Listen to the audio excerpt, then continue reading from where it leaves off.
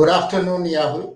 Warm welcome to you on behalf of APAC News Network. My name is Rajneesh. I'm the editor of APAC News Network. And very briefly, we are a media organization headquartered out of Noida in India. And we have pan India presence as well as outside India in Dubai and Singapore, we have presence. So, primarily, what we would like to focus in today's conversation is in terms of the cybersecurity prediction report 2022 and different facets of that. So, maybe the best way to start would be if you can take us a top view highlight of the report in terms of what are the three most critical areas where you perceive threats could happen in 2022? What are the three most vulnerable, critically vulnerable areas according to you? Sure. So, thank you for inviting me, and I'm very happy to be here chatting with you and sharing our thoughts. My name is Yihao, and I am based in Singapore. I serve as the principal Intel advisor in APAC, and a big part of my job is to help customers understand the value of Intel and help customers use Intel better while spreading thought leadership. So, to answer your question earlier about the top three things that we should note for 2022. I guess the first one would be the fact that ransomware will continue to propagate, right? So one of our key findings in the 2022 predictions is that threat actors will continue to find ways to extort payments from their victims, ramp up new tactics with ransomware, and ransomware victims will continue to pay money because they're not well prepared or not well advised on how they can defend against ransomware actors. That's number one.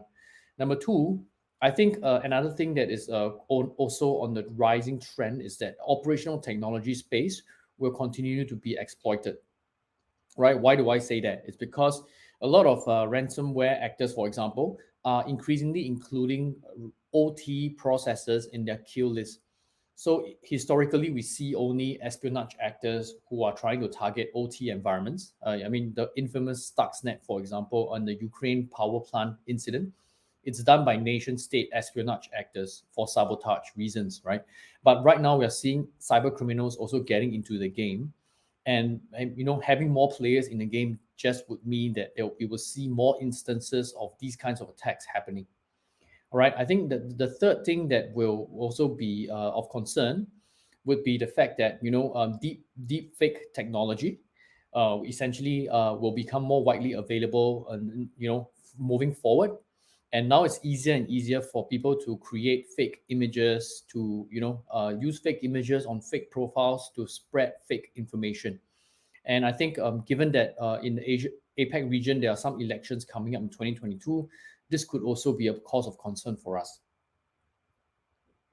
Okay, thank you. So now let's come back to elaborating on each of these. I'll take first the second part, the OT part. OT part, what we have seen, and especially a lot of the manufacturing enterprises who are now looking at extensive IoT deployments. And what we have seen typically is in many cases, their IoT deployments themselves are failing because the IT and OT are not perfectly aligned. While most of them have good expertise in IT, they lack the similar expertise in OT, and where that's failing. So, in that scenario, the OT becomes even more vulnerable. So, Yep. now the important question is one is identifying the OT security as a threat. That's fine. Now, what would be the solutions and measures that you would recommend enterprises can look at to maintain OT security? I think the very first step to answer this, and it's a very common question that we often get, right? How do OT protect themselves? I think the very first step is to understand what are threat actors doing with OT environments now. What are they trying to exploit? What are the conversations that are going on in the underground channels? and what are they sharing among themselves, or what malware or POC, proof of concept malware, are they sharing that is going to be targeting OT assets. So as you rightly mentioned earlier, that IoT, industrial IoT, IIoT, is actually the next big thing inside OT environments, because now everything can be tracked by some sort of sensor remotely, or even processors can be configured remotely instead of being analog. You have to be physically there to try to convert or configure, calibrate stuff in the past. But right now, we can do it remotely. And because we can do it remotely, it also means that attacker can do it remotely as well. So this actually expands the attack surface dramatically. And we are seeing, as I mentioned earlier, cyber criminals are even now getting into the game. Ransomware are starting to kill off OT processors inside their kill list. And this will actually be a cause of concern. So for going back to my example, my first point on understanding what is happening in the threat landscape and using that understanding to position your cyber defenses.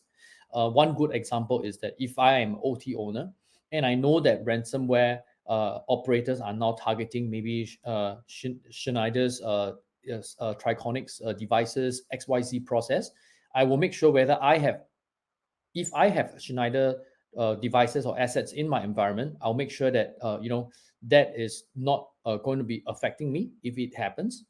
And if I do have that process that's vulnerable to this specific ransomware attack, I will pay more attention to defending against this specific ransomware, right? If all the queue process doesn't affect me, then it's less of a concern for me, right? But if I know that the queue process in the ransomware itself could disrupt my factory operations or manufacturing outcomes, then I will definitely pay more attention to defend against this ransomware.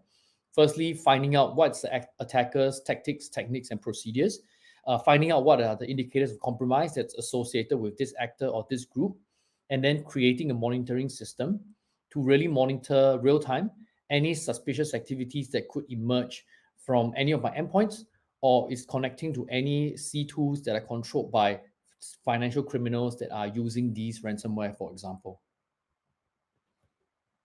So, just elaborating on this now, how would you recommend, say, typically the manufacturing enterprises will have CISOs or who are generally looking after the security aspect. But typically in this scenario, especially when OT security is concerned, how would you recommend the security solution providers and security service providers? How would they sort of engage with the CISOs specifically when we are focusing on the OT security part? I mean, I cannot speak for other providers because I only represent Mandiant. But what I think is vital is actually understanding the attack, understanding the actor, understanding the intent, understanding the trends. So back to the intel point, right? Having good threat intelligence is absolutely crucial at this point, because only when you know the enemy, then you can know how to position yourself in order to defend against the enemy. So I mean, especially for us in Mandarin, we are Intel driven. Most of our resources and most of our services are based off observations that we see in the wild. For example, even stuff like vulnerability, we also score them differently based on our analysis and our observations in the wild. And as vulnerability is a good example, because a lot of times the CVSS scores are critical, and there are a lot of critical CVSS scores every year. But for Mandarin, we only narrow them down to less than 5 every year, right? That's because we base that against our Intel holdings and against our observations to really validate and see if that's really critical or not, right? For other security providers, I would really suggest you working on the threat intel capabilities, and the better capabilities you have to really validate and cross-reference your observations against what's happening in the underground or marketplace, the better you are in a position to advise your clients on how they can defend themselves against. Okay, thanks. Now coming to the third critical challenge that you mentioned about the fake images, fake profiles. So there, one obviously that also impacts enterprises also, but perhaps more than enterprises. I'm talking again about the solution, possible solution part. Much of it that involves the respective governments. It's a lot Mm. of administrative and those measures that need to be undertaken from there because so, how would you suggest the governments or administrations to work to sort of solve that challenge about these fake profiles and fake images? Right. I think a very important step at the beginning is to basically scope out what are they trying to solve, right? For example, if the government itself is trying to find out inauthentic conversations emerging from foreign countries commenting on your country's policies, then you already scope out the problem statement very well, right? You already know that you want to find foreigners who are talking about incidents that's happening in India, for example. And based on that, what you can do next is to get people to help you monitor narratives, for example, on social media, and find out in the narratives that are being propagated, what are the narratives itself. So a very clear example is, you know, sometimes it's just again anti-government conversations or anti-establishments views or sentiments. That's very normal because people usually have some sort of unhappiness or discontent with current policies. It's normal for them to be spreading information or messages that are against the policies of the current establishment. But I think what is really relevant here, if your problem statement is to identify foreign actors talking about India content, what you really can do is to look at accounts that are specifically spreading this specific narrative. So, what I mean by that, essentially, one account that is spreading this same story across multiple platforms. For example, on Twitter, on Telegram, on your blog, on Tumblr, on Facebook, on Instagram. So, on multiple mediums, if one person spreads the same message, copy and paste the message, for example, on 5 different channels, this is actually not very common behavior, right? Because usually when you are talking about stuff in one forum, you usually limit your conversations to that one forum itself. It's not very common for people to take the same conversation, spread it across 5 different channels. And usually the intention of doing that is to inauthentically amplify conversations about that specific topic. So if you can identify accounts or handles that are doing these kinds of activity which are suspicious, you can do a second layer of cross-referencing, talk to maybe the platforms, talk to social media giants, cross-reference with Facebook, Twitter, and check if the person who is logging in, it's a troll account, or is it a real person, or is it a foreigner? And if it's a foreigner, where is he from? What is the history of tweets or Facebook posts that they have been doing? And based on these, you can come to a conclusion to identify whether this person is a real person or is it just a troll account that's trying to spread information, via inauthentic methods. So, doing this would involve what I would say policy level changes from the administration and also involving the cybersecurity, police enforcement. The cops need to be enforced there. So, how do you ensure that ecosystem is ready, or sort of the whole ecosystem, government, the security, the police, all are involved? How are they geared up to handle? Technically, how much savvy they are to handle the situation. It's a very broad Or question. I exactly mean, would a role like someone be Mandiant to sort of educate them further here? it's a very broad question, and I cannot really speak for the police and the government agencies. I would say the first thing that Mandarin can come in to really help out is to basically share our observations on the different types of information operations that we have seen historically. So this is once again linking back to threat intel.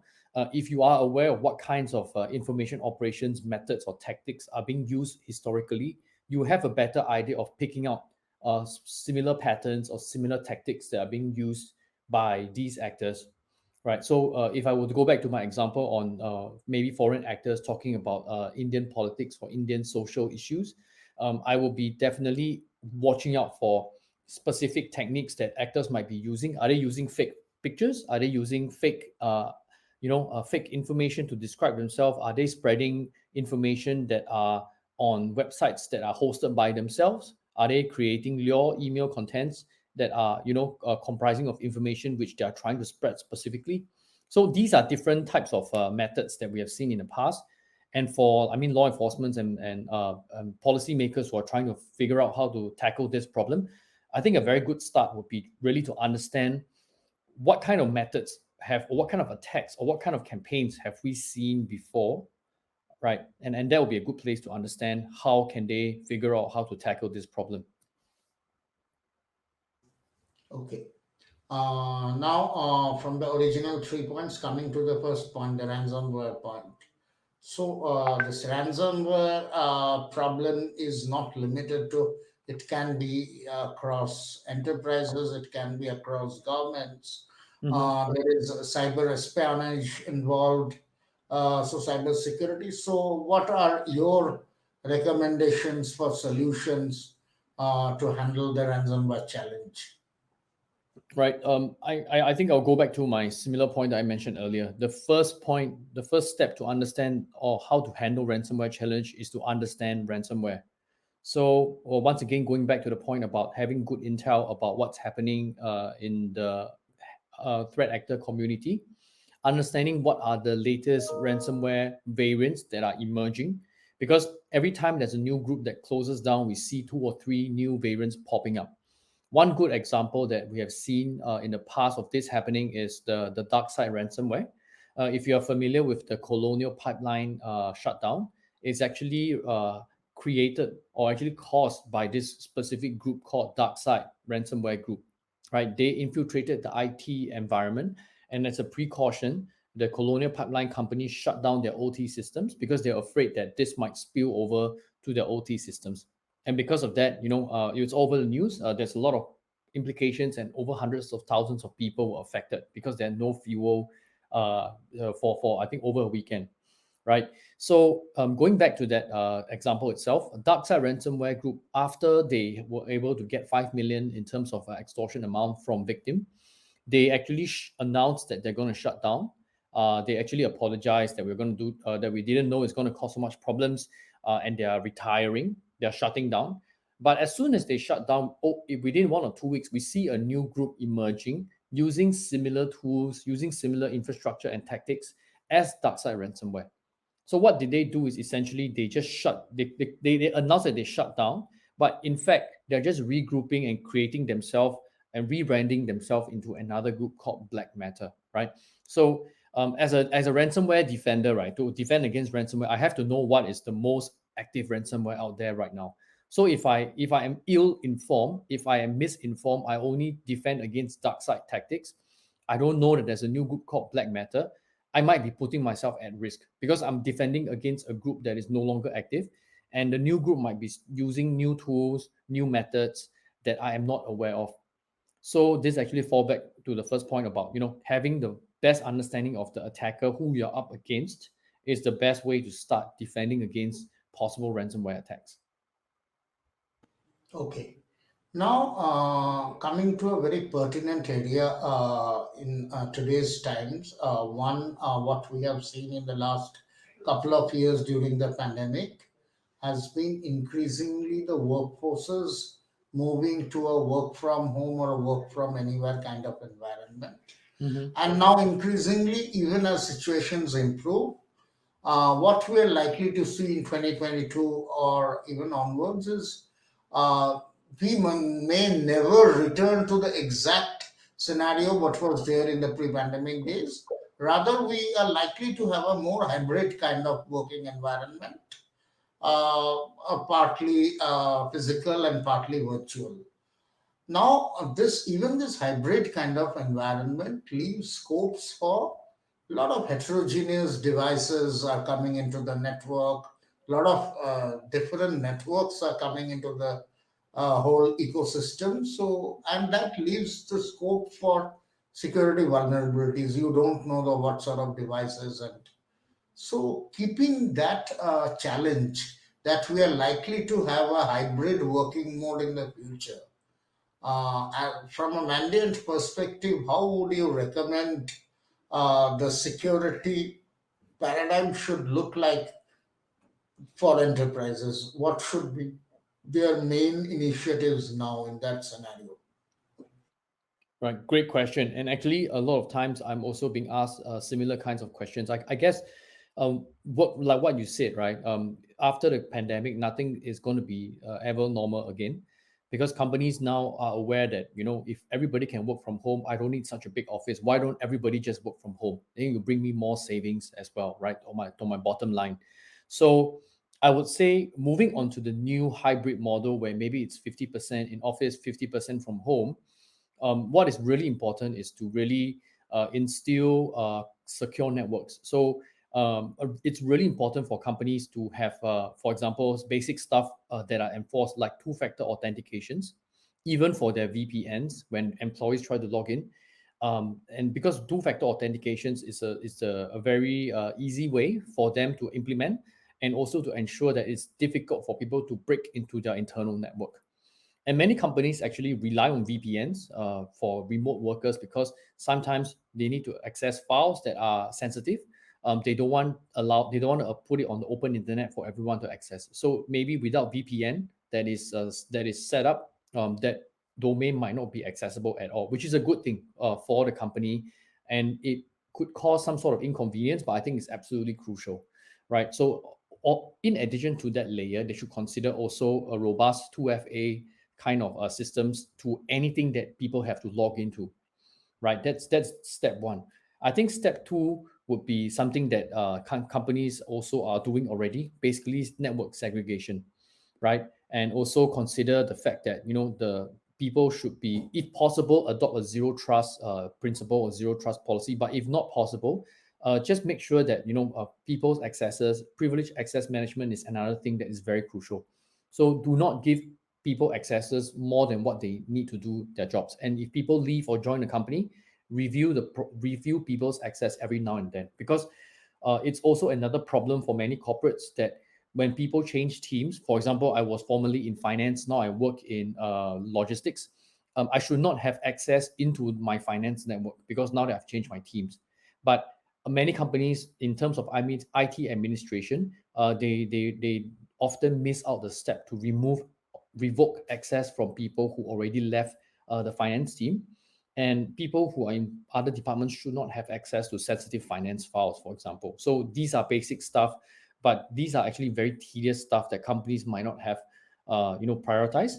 But given that now, as you mentioned earlier, about everyone working in a hybrid environment, it will be even more important for us to enforce this, because if you see any suspicious behavior in the past, maybe in the finance network, from this account that was from an ex-employee from finance, now in maybe logistics or product marketing, you could walk over to the other side of the office and ask him, do you log into this? But right now, when everybody's remote, it's harder for you to verify in real time.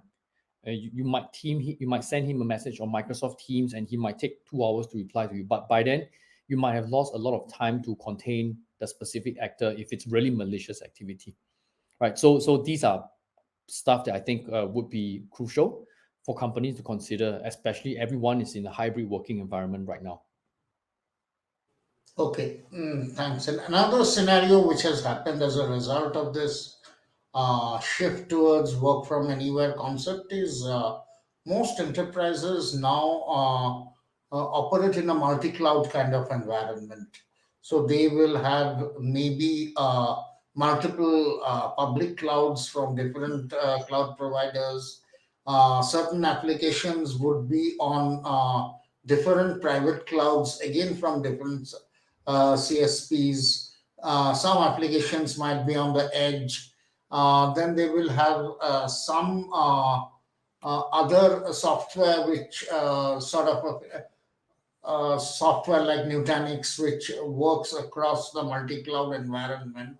So in these sort of multi-cloud environment, managing the security becomes a challenge, especially when you have to ensure the productivity also remains optimal. Mhm. So, how, from a Mandiant perspective, would you recommend looking? at this scenario, this managing security in this multi-cloud environment? Right. I guess the it's once again it depends on the way it's being set up for different companies.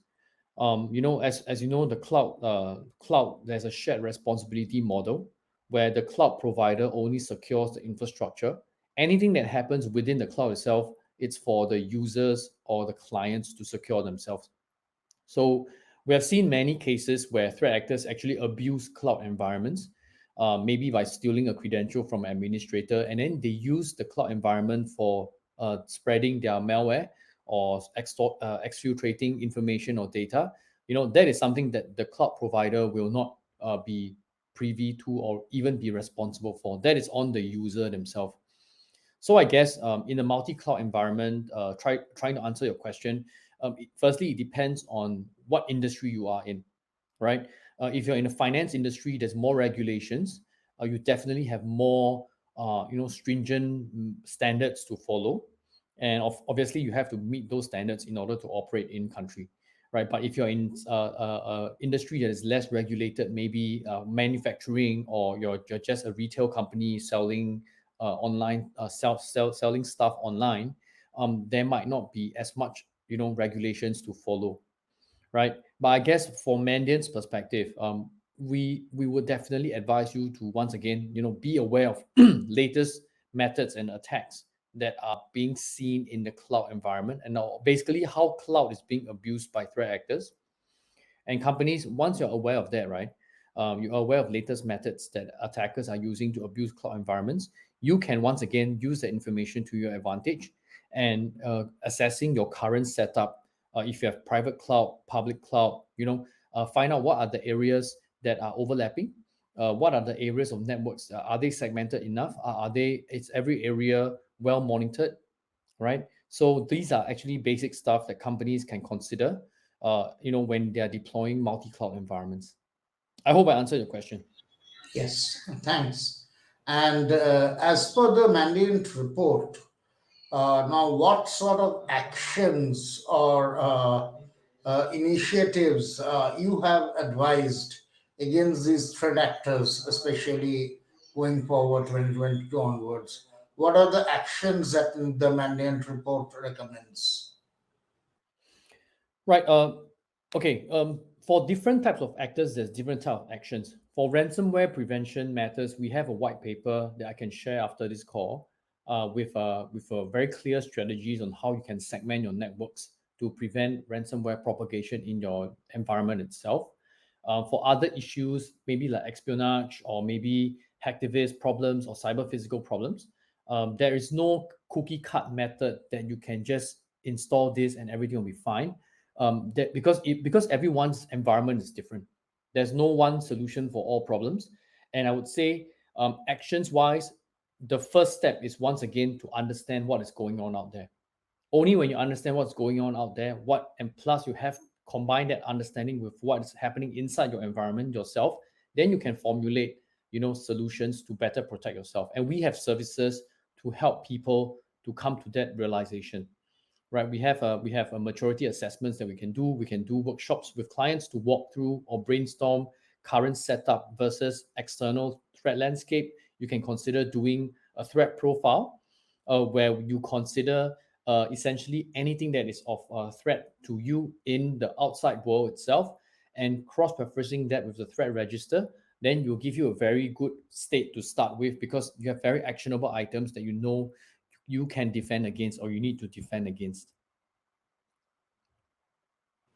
Okay, so Mhm. rightly as you mentioned, it will vary from domain to domain because some of the domain dynamics are different.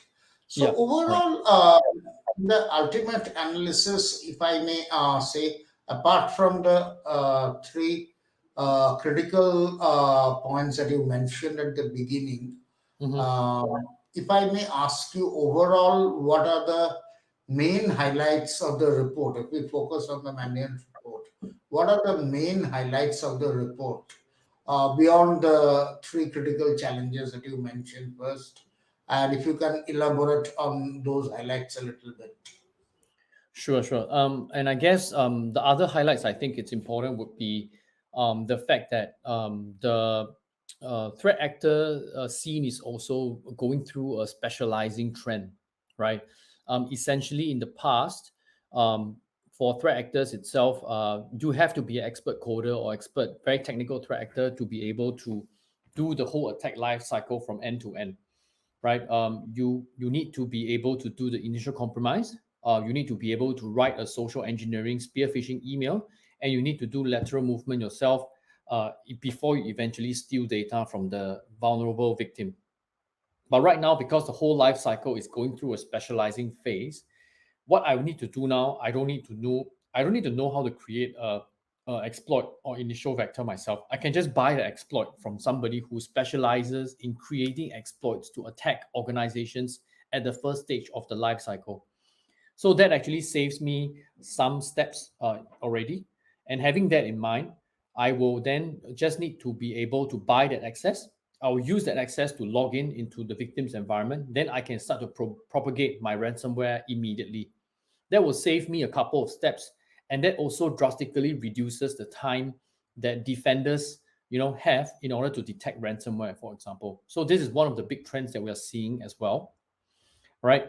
And I think that's one thing that customers have to be aware of, because given the shorter amount of time that you have now between detection and the real deployment of the ransomware, if you're slow to detect, or you have wrong indicators that you're using to detect, or outdated indicators that you're using to detect, that might lead you to be a victim of a ransomware attack, right? Secondly, I think the continued geopolitical tension will continue to drive espionage missions in Asia itself. So, for example, tensions between India and China at the border, or tensions in South China Sea, or tensions between Taiwan, China, and also maybe Belt and Road Initiative. These are like so-called overarching issues that will cause not ransomware, espionage actors to continue to propagate missions, because they want to continue to get strategic intelligence to support their country's requirements. So having any geopolitical tension will continue to drive these kinds of events going forward. Okay, and possibly what we are seeing mobile devices and consumption of apps, Mhm. in terms of usage of apps, rather, I would say, that's also increasing, and especially again, given the pandemic situation, some of the activities which were still predominantly physical has moved online and are now being executed through the apps. So, Mhm. and typically, a lot of mobile devices have come into the system. So, these proliferation of mobile devices and proliferation of apps, how much does that pose as a security threat or a security vulnerability? Right. This is actually not new in 2022. It's actually been happening already for a couple of years. And we're already at a stage where a lot of people are on smartphones. It is already existing concern that a lot of applications could be fake applications, especially on the Android market. A lot of times, they have malware embedded that will steal your contact list, or they will lock up your phone, mobile ransomware, or they will, redirect your SMSs to other accounts or other phones, stealing your information. So these are existing threats. Unfortunately, it's very difficult for us to stop everything, because it's more of a platform related issue, meaning Google Play Store or Apple App Store will have to do a lot of more detailed regulating of applications before they allow them to publish. But based on the volume of applications that are being submitted to them, it is understandable that one or two malicious ones could be missed out, right? So I think as consumers, what we can do is just to be more careful when we download applications from all these app stores, and look at the reviews, and look at the downloads, and look at the ratings before you use them or download them. And also be wary of the permissions that the applications ask for when you try to install them. So sometimes, for example, a map application shouldn't be asking for permission to your contact list, right? So if you have that kind of understanding or awareness, when you get presented all these so-called application permissions granting request, then if you find something fishy, you can immediately delete that application, right? So I guess for us users itself, end users, consumers, we have to be just more aware and more cognizant of the kinds of permissions that we should be giving, and be more careful when we download applications for day-to-day usage. Okay. Thanks. Okay, thank you. That was a very interactive conversation, and thanks for the inputs. Appreciate you taking your time out. Thanks a All right. lot. Thank you very much. Thank you for having me today. Bye.